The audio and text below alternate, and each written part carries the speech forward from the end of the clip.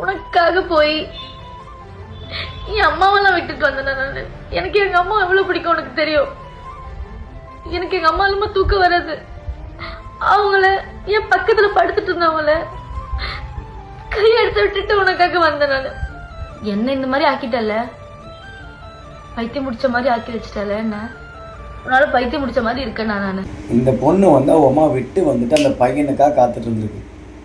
எத்தனை பசங்க உலகத்தை 2000 பசங்களில் ஒருத்தன் வந்துட்டு ஒரு பொண்ணுக்காக தாயை கூட தூக்கி போட்டு எரிஞ்சிட்டு வரவனும் இருக்கான்.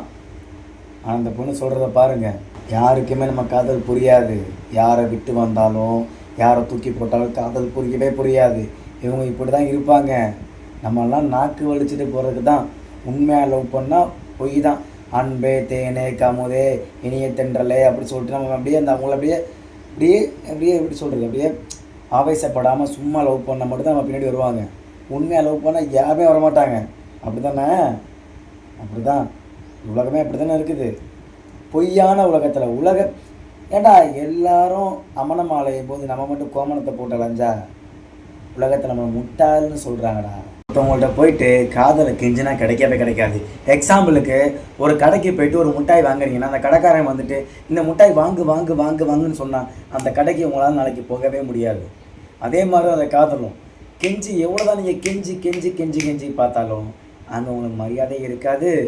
அவங்களுக்கு அந்த தோணாது அந்த காதலை பற்றி. சும்மா இருந்தால் மட்டும்தான் அந்த காதல் பண்ணுவாங்க பெண்களாக ஆண்களும். உண்மையாக பண்ணுற எல்லாமே பொய். உண்மைன்னு வந்தாலே பொய்ன்னு சொல்கிறாங்க. இதுலேருந்து என்ன தெரியுது?